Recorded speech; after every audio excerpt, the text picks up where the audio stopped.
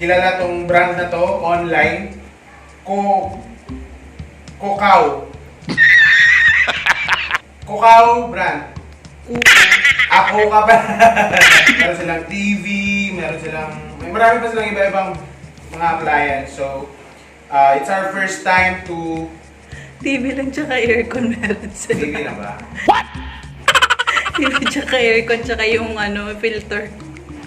Ay, filter. Air purifier. Mamali-mali na.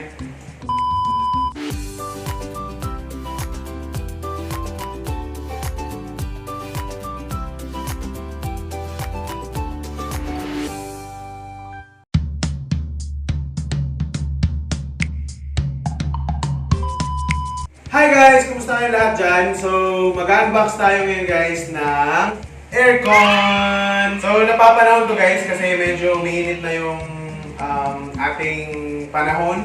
I-unbox natin tong nabili namin na aircon sa Lazada. Ano to guys? Parang ma-test din natin kung maganda ba talaga yung mga nabibili online.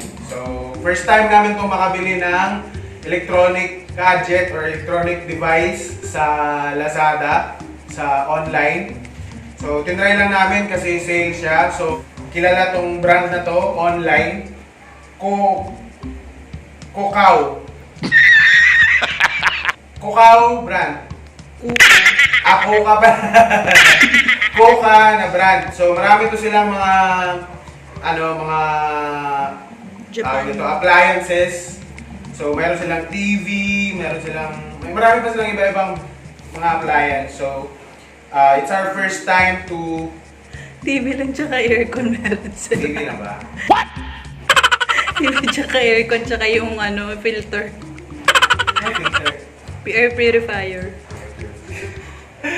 Mamali-mali na.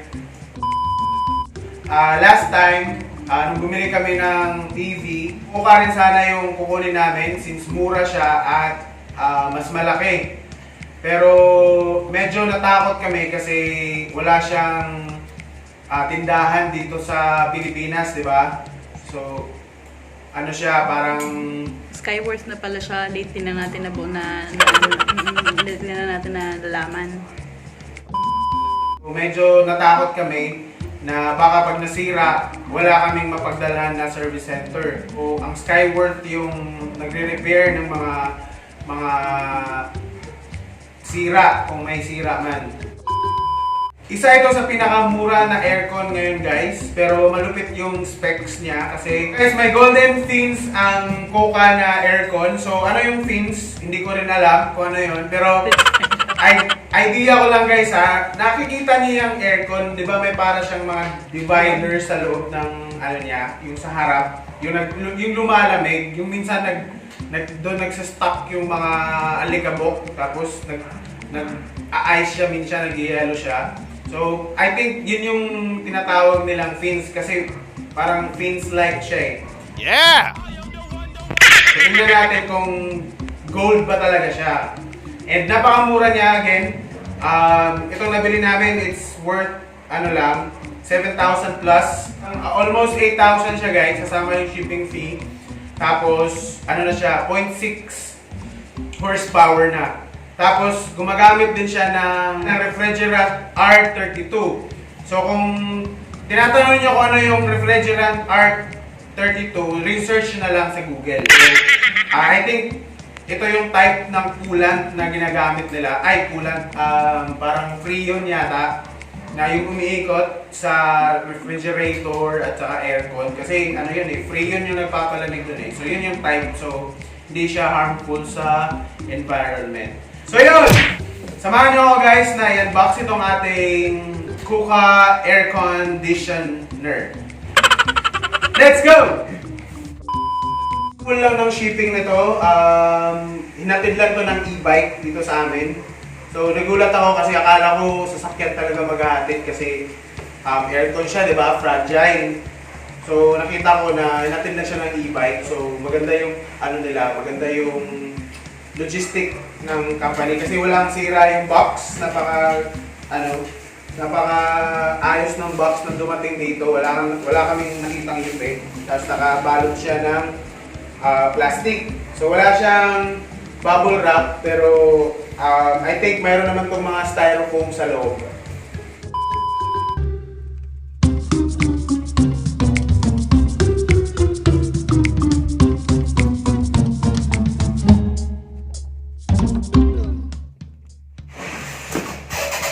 Wow!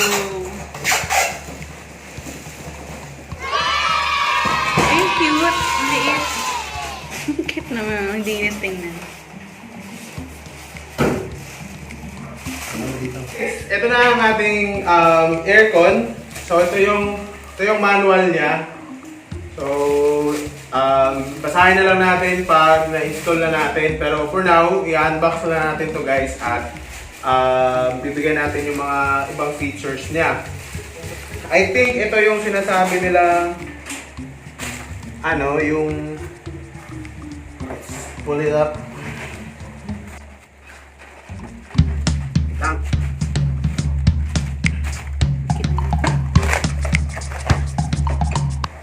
So nandito yung guys. Ayan. Ito yung filter niya. Dali lang matanggal na para So linisin. siya? So regular filter lang siya ng aircon. Tapos silipin natin kung gold talaga yung niya. Hindi ko alam kung paano tanggalin to. Kailangan niyang screw. Baka maano pa yung warranty mo, boy. Pero silipin natin guys. Hindi lang tayo mag-unscrew pero hindi naman. Medyo goldish nga siya guys, oh. Yung fin niya sa harap. Fin niya sa harap. Yung dito sa likod, hindi siya gold. Yung regular na siya. Ito naman yung Hindi naman yung tinatawag gold. na So ito yung Compressor. Guys, yung sa likod, itong part na to, ito yung mainit palabas.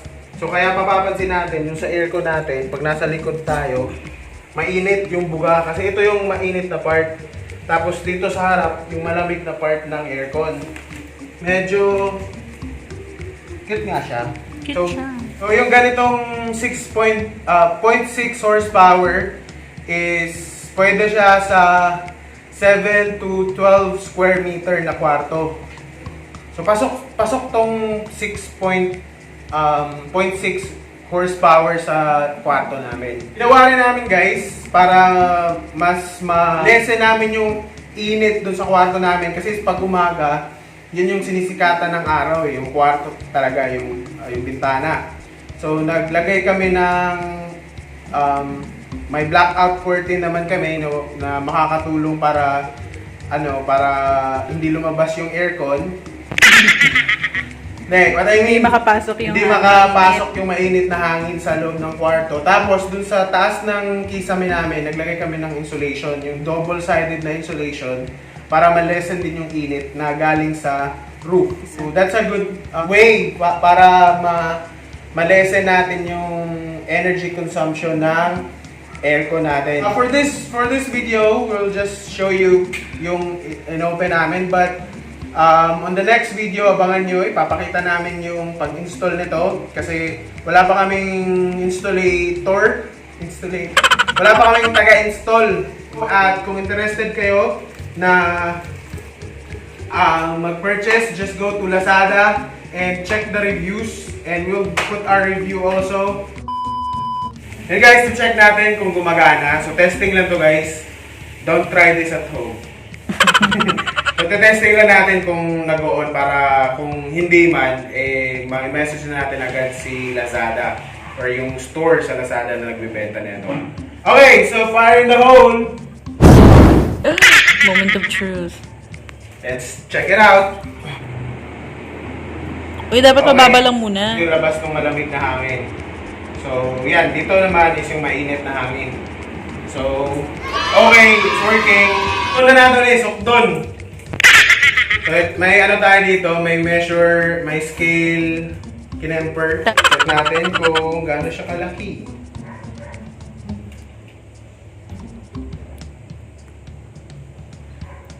Ano ba ito?